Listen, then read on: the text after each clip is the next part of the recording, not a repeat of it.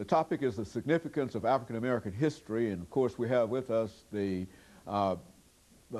person from Vanderbilt University, Dr. LBaldwin. Of course, Dr. Baldwin, let me welcome you back to the final segment of the show for today. Yeah. But Dr. Baldwin, as we indicated earlier, what we'd like for you to do is to sort of give us some statements in reference to what young people can do in order and how that fits into African American history today. Yes, I'd like to preface my remarks by saying that part of the problem we're facing today is that we have not done a great job of passing our history on to our young people. Vincent Hardin has written a book called Hope and History, and in that book he talks about a kind of amnesia that has engulfed Black America. The fact that we've forgotten in many cases much of our history, and of course we failed in our institutions to pass that history on. Our churches, our families, the extended family, as you well know, is very important in our history and has been a force in passing that history from one generation to another via folk tales, music, etc., other art forms. But we failed to do that, I think, and this accounts in part for the high levels of crime and drug addiction and other problems that we are dealing with in our communities. Because if people don't know their history, if they don't study their history, they actually have no basis for self-esteem and self-growth and advancement and empowerment. Because empowerment is not only about economic growth, it's also about spiritual and intellectual growth. And I think that makes it clear to me that we need to become more serious about how we pass this history on from generation to generation. Now, what can we do as a community to perhaps encourage more young people to become involved in this history, to know more about themselves? Well, I think we have to work through our institutions, and I think the church is still very, very important. Temples, mosques, other religious institutions. I think the family, once again, has to become an educational tool as far as passing on the values and traditions of the Black community.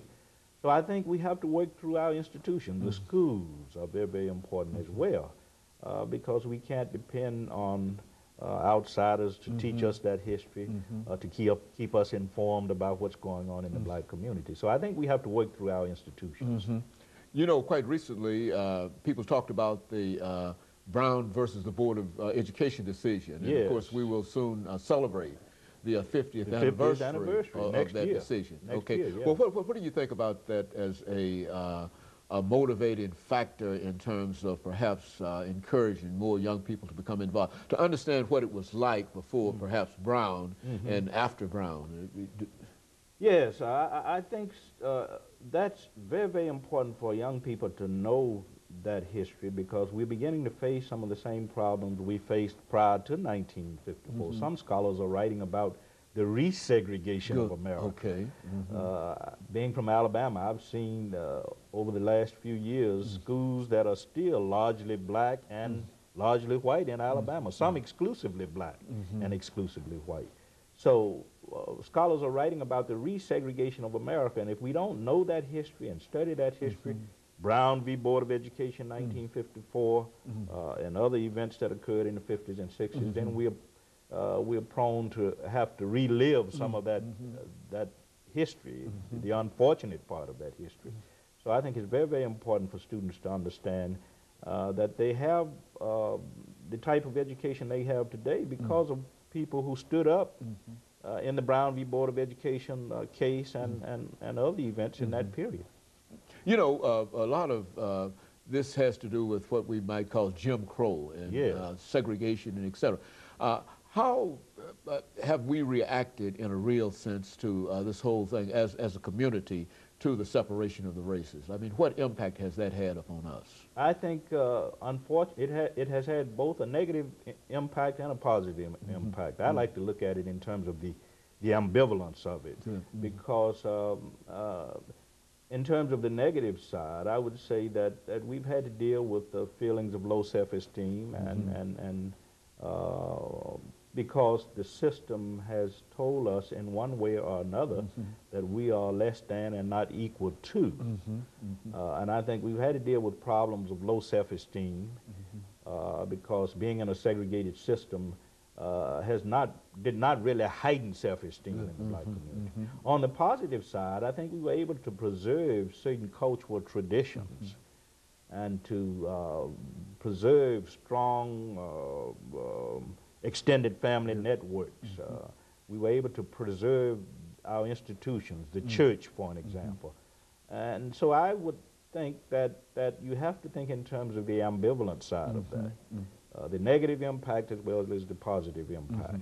You know, and of course I recognize in you as a scholar of Dr. Martin Luther King. What would Dr. King say to, and of course you don't know what Dr. King would say, but I think that in terms of having studied King and having an idea in terms of how he felt about a number of things, what would be his reaction to some of the things that are going on now, our political participation and that kind of activity? How would he react? I think he would be appalled at some of what's going on now. The fact that the gap between the rich and poor is expanding, that we are probably further from the goal of international peace than we were in his lifetime, with the situation in Iraq and the Middle East, Northern Ireland, and other hot spots in our world.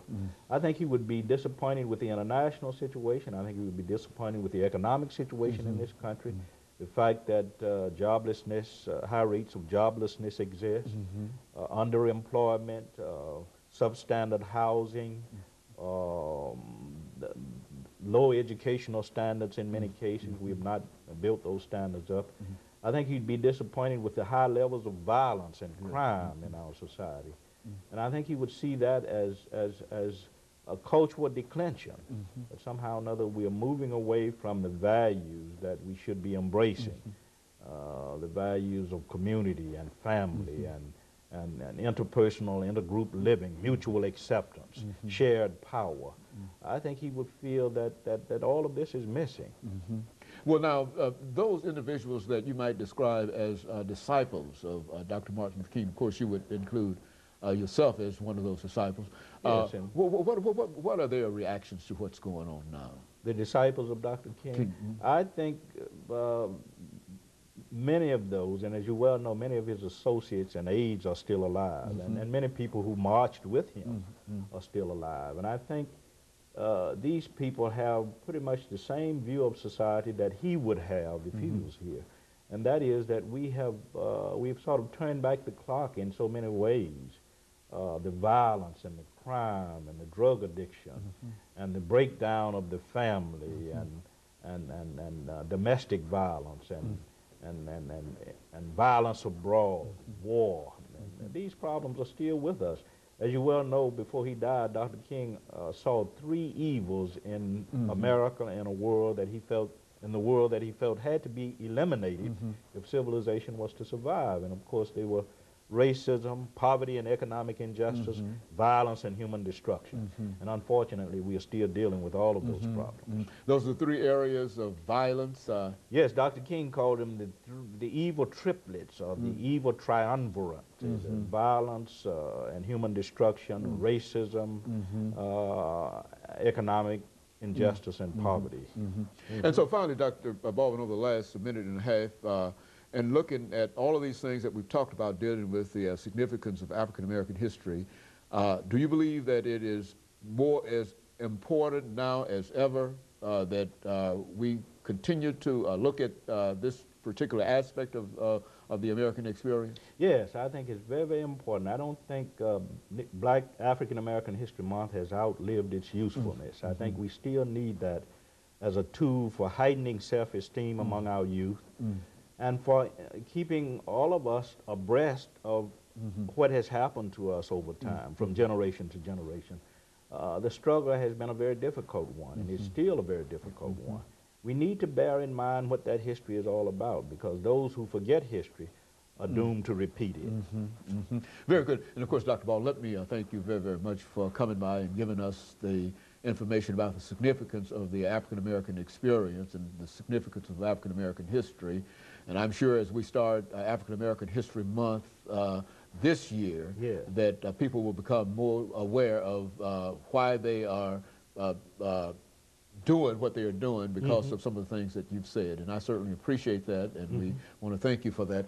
And we also want to encourage our audience to tune in again next week for another informative edition of Comments. And of course, if you have any additional comments that you'd like for us to deal with, then drop us a line here at the station. Thank you and good morning.